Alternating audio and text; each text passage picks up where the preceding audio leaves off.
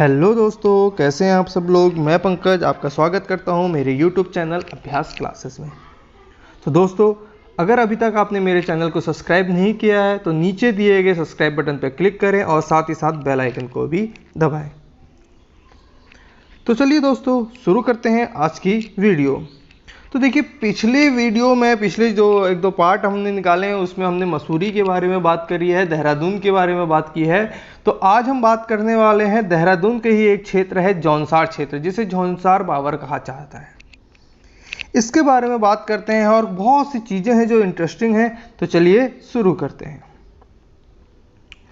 अब जौनसार क्षेत्र के बारे में अगर हम बात करेंगे तो जौनसार बाबर क्षेत्र देहरादून जिले के अंतर्गत पड़ता है, सीधी सी बात है। और ये जौनसार क्षेत्र आपका जौनसारी जो जनजाति है उनका एक क्षेत्र है। यहाँ पर जौनसारी जनजाति निवास करते हैं। अब प्राचीन काल के बारे में अगर हम बात करते हैं तो जो आपकी जमुना, जिसे हम यमुना बोलते हैं, नदी के पार होने के कारण इस क्षेत्र को जमुना पार क्षेत्र कहा गया था। मतलब यमुना नदी के दूसरी साइड ये क्षेत्र है, इसलिए इसे यमुना पार कहा गया या जमुना पार कहा गया। और बाद में धीरे धीरे चेंज होते होते इसको क्या कहा गया, जौनसार कहा गया। ठीक, अगर हम इस क्षेत्र के बारे में और बात करते हैं तो GRC विलियम्स ने अपने मेमोरियल्स में 1874 में इस क्षेत्र का वर्णन किया है। तो 1874 में GRC विलियम ने इसका वर्णन किया है। उसके कुछ टाइम बाद 1940 में कोलकाता के विशाल भारत में एक लेख छपा जो जौनसार क्षेत्र से संबंधित था। तो GRC विलियम और कोलकाता का विशाल भारत, ये याद कर लीजिएगा। इसके अलावा जौनसार क्षेत्र के बारे में बात करते हैं तो सन 1961 में राहुल संकृतायन, इन्हें तो आप जानते ही होंगे और जो नहीं जानते हैं वो इनके बारे में पढ़ें, बहुत फेमस व्यक्तित्व है। 1961 में राहुल संकृतायन द्वारा जौनसार देहरादून नामक पुस्तक लिखी गई थी। तो कभी पेपर में आ सकता है कि जौनसार देहरादून किसकी पुस्तक है, तो किसकी है, राहुल संकृतायन ने। अगर हम बात करते हैं तो देहरादून क्षेत्र के जो आपके ग्रामीण क्षेत्र को आपका जौनसार बाबर कहा जाता है। अगर इतिहास के कुछ पन्ने पलटें और देखते हैं तो ये चीज़ें निकल के आती हैं कि 1828 से पहले जौनसार क्षेत्र सिरमौर रियासत का अंग हुआ करता था। सिरमौर रियासत हिमाचल प्रदेश, ठीक है, उसका एक क्या हुआ करता था, अंग हुआ करता था 1828 से पहले। 1829 में अंग्रेजों द्वारा जौनसार देहरादून क्षेत्र में मिलाया गया और इस क्षेत्र का प्रथम अंग्रेज अधिकारी कौन था, कैप्टन ब्रिज था। कभी पेपर में आ गया कि जौनसार क्षेत्र का प्रथम अंग्रेज अधिकारी कौन था, तो कैप्टन ब्रिज। कब मिलाया गया, 1829 में। 1828 तक ये किसका था, आपका सिरमौर रियासत हिमाचल प्रदेश का क्षेत्र था। इसके अलावा अगर हम बात करते हैं इस क्षेत्र विशेष की, तो संपूर्ण क्षेत्र की परिभाषा तथा रीति रिवाजों के आधार पर 1967 में क्षेत्र को जनजाति क्षेत्र घोषित किया गया। तो पेपर में ये क्वेश्चन आया हुआ है कि देहरादून को जनजाति क्षेत्र कब घोषित किया, तो कब घोषित किया है, 1967 में, 67 में। इसके अलावा बात करते हैं ह्वेनसांग की, क्योंकि ह्वेनसांग ने अपने यात्रा वृत्तांत में पूरे उत्तराखंड के बारे में वर्णन किया है, तो बिल्कुल जौनसार क्षेत्र के बारे में भी किया होगा। तो क्या कहते हैं कि वो कहते हैं कि जब वो 6ठी शताब्दी में आए थे, सन 634 के आसपास में, ये 7वीं सदी में आए थे ह्वेनसांग, 634 के आसपास में। तो ये 7वीं कर लीजिएगा इसे, ठीक है। तो चीनी जाति ह्वेनसांग ने अपने यात्रा वृत्तांत कौन सा था उनका, CU की, मैं इस क्षेत्र को कौन सा नाम दिया है, सुग्र क्षेत्र के नाम से इसको आपका बोला है, ठीक है। तो उस टाइम पर इस क्षेत्र का नाम क्या है, सुग्र क्षेत्र कहा गया, ठीक है। चीनी यात्री ह्वेनसांग की आपका यात्रा वृत्तांत। इसके अलावा अगर हम बात करते हैं तो इस क्षेत्र को, जौनसार क्षेत्र का वर्णन पौराणिक साहित्य में भी मिलता है। प्राचीन साहित्य में कालसी का उल्लेख हरिपुर के नाम से मिलता है। मतलब ये वाला जो क्षेत्र है जौनसार बाबर के पास में जो कालसी है, उस क्षेत्र को क्या, हरिपुर के नाम से भी जाना जाता है। अगर यहाँ के प्रमुख स्थलों के बारे में बात करते हैं तो इनके प्रमुख स्थल है, यहाँ के प्रमुख स्थल कालसी, लाखा मंडल, महासू देवता का मंदिर, टाइगर फॉल, चक्राता। इसके अलावा और भी हैं। अब कालसी के बारे में हम बोलेंगे तो कालसी को कालकूट, लाखा मंडल का संबंध आपका पांडवों से दिखाता है। महासू देवता का मंदिर आपके जौनसारी क्षेत्र की जनजातियों के लिए बहुत स्पेशल है और साथ ही आपका महादेव का मंदिर है।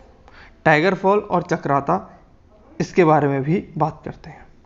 कालसी के बारे में बात करते हैं तो कालसी के बारे में यहाँ पर हमें अशोक का एक शिलालेख मिला था जिसकी खोज 1860 में जॉन फॉरेस्ट द्वारा की गई थी। ठीक है, कब की गई? 1860 में जॉर्ज फॉरेस्ट द्वारा की गई अशोक का एक शिलालेख है। कालसी का अगर नाम के बारे में बात करते हैं तो इसका नाम था कालकूट। जो कालकूट थी वो आपकी कुलिंद राजाओं की राजधानी भी रही है। बिल्कुल सही बात है कि कालकूट है आपका कुलिंद राजाओं की राजधानी रही है। कालकूट, सुबाहु और सुबाहुपुर और आपका गोहिशाण। यहाँ से हमें अशोक का अभिलेख मिला है जो आपका पाली भाषा में है और देवनागरी लिपि में लिखा हुआ है। अब यहाँ पर एक क्वेश्चन आता है, जो हम पेपर अगर देखते हैं तो आपका जो अशोक का अभिलेख है वो आपका किस भाषा में है। तो जैसे उत्तराखंड आयोग के पुराने पेपर होते थे तो उसमें हमें पता चल जाता था कि उस टाइम पर वो पाली भाषा को आपका सही मानते थे, लेकिन अभी पिछले 1-2 साल से पेपर देखा जा रहा है तो वहाँ पर आपका इसको प्राकृत भाषा पर ज़्यादा जोर दिया जा रहा है। तो जिस हिसाब से क्वेश्चन आएगा उस हिसाब से, वैसे अगर इसका सही आंसर होगा तो सही आंसर हम जाएंगे प्राकृत भाषा की ओर। ठीक है, और देवनागरी लिपि में लिखा हुआ है, ये तो हमें मानना ही है। ठीक है, अब बात करते हैं थोड़ा सा और, अगर हम बात करें कालसी के बारे में तो यमुना और टोंस नदी के तट पर है।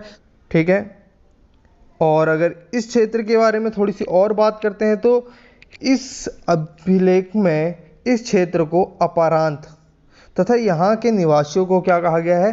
पुलिंद कहा गया है। क्या कहा गया है? पुलिंद। पुलिंद का संबंध ही आपका कुलिंद से है और इस क्षेत्र को अपारांत कहा गया है। ठीक है, ये क्वेश्चन बहुत काम का है और ये आपका पेपर में भी आ सकता है। इसके बाद अगर थोड़ी सी और बात करें लाखा मंडल के बारे में, अगर लाखा मंडल के बारे में बात करें तो हमें यह पता चलता है कि लाखा मंडल को कहा जाता था लाक्षागृह। और कहा जाता है कि जब पांडव यहाँ आए थे उत्तराखंड अपना वनवास के टाइम पर, तो उस टाइम पर दुर्योधन द्वारा लाखा मंडल में ही उनको आग लगा दी गई थी, पर वो पीछे के रास्ते बच के निकल गए थे। ठीक है, तो वही लाखा मंडल लाक्षागृह है। लाखा मंडल आपका क्या है? लाखा का मतलब होता है लाखों और मंडल का मतलब आपका मंदिरों के समूह से है। तो तकरीबन यहाँ पर बहुत से मंदिर आपके स्थित हैं। ठीक है, भगवान शिव को समर्पित है, बिल्कुल सही बात है।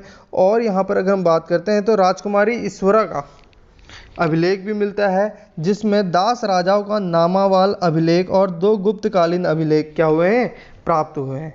तो राजकुमारी ईश्वरा का अभिलेख भी आपका यहीं से मिलता है जहाँ पर दास राजाओं का नाम वाला अभिलेख और 2 गुप्तकालीन अभिलेख प्राप्त हुए हैं।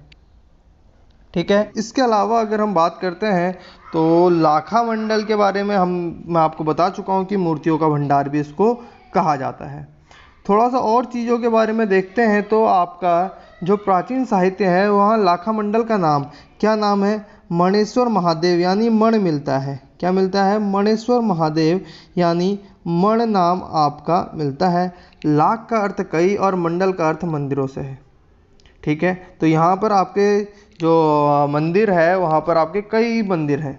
ठीक है, और एक कहानी या एक बात ये भी है कि ये जो लाखा मंडल है यहाँ पर 2 प्रकार के शिवलिंग हैं, अलग अलग प्रकार के। एक है आपके लाल रंग का और दूसरा जो आपका है वो आपका ग्रीन कलर का आपका वो है शिवलिंग।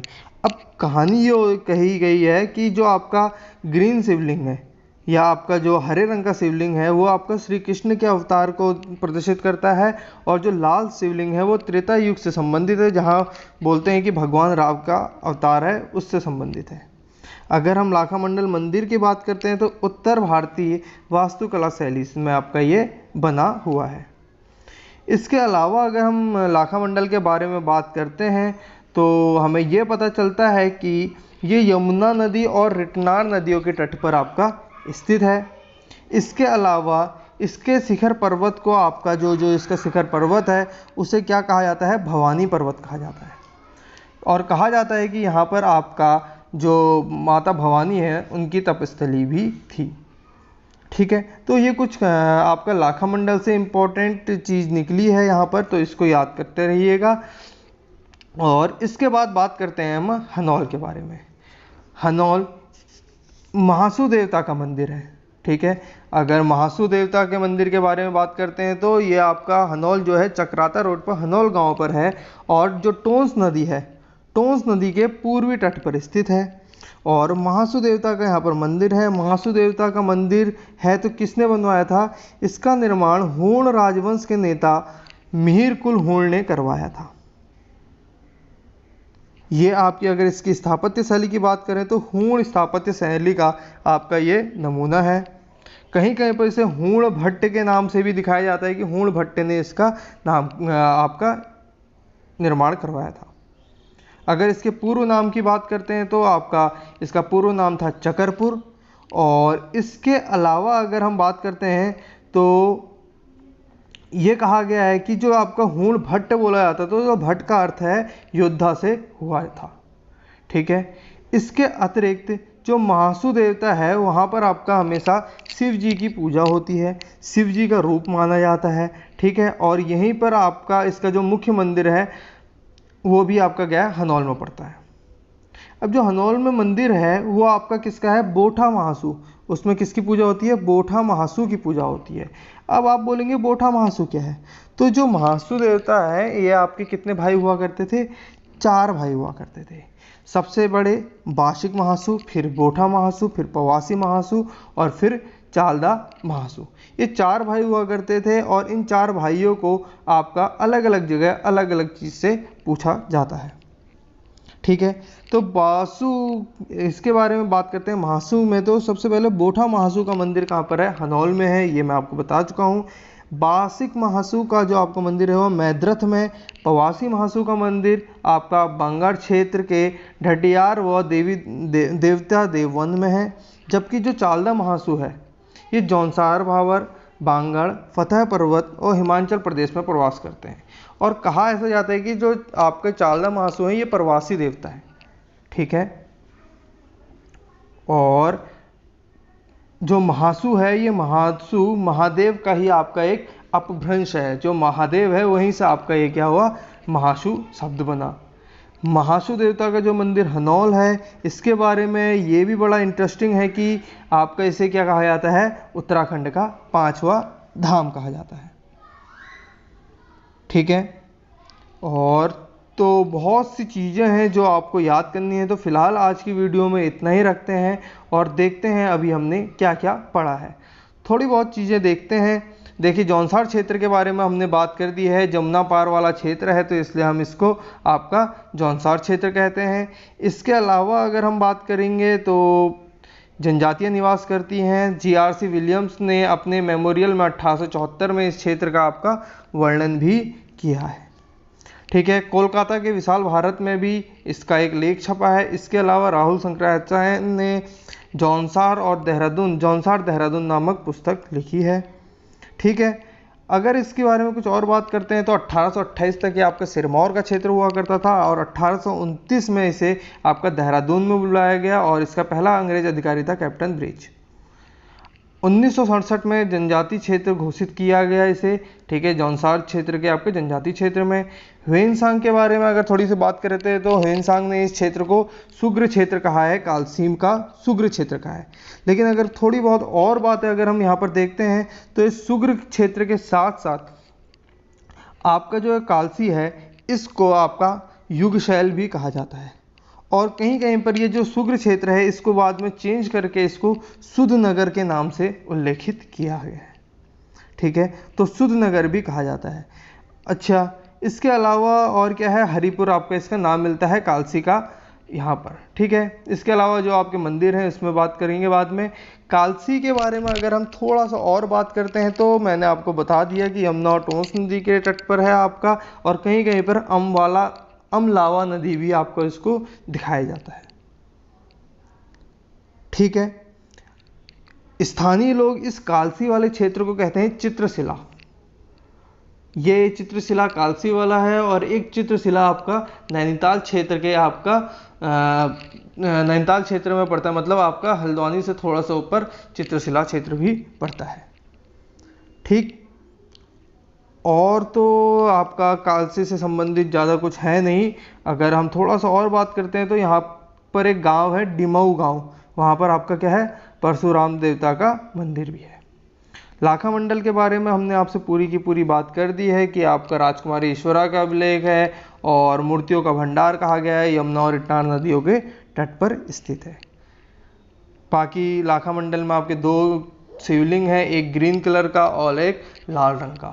ग्रीन वाले को कहा जाता है आपका कृष्ण के अवतार से संबंधित, और लाल वाले को कहा जाता है भगवान राम के अवतार से संबंधित।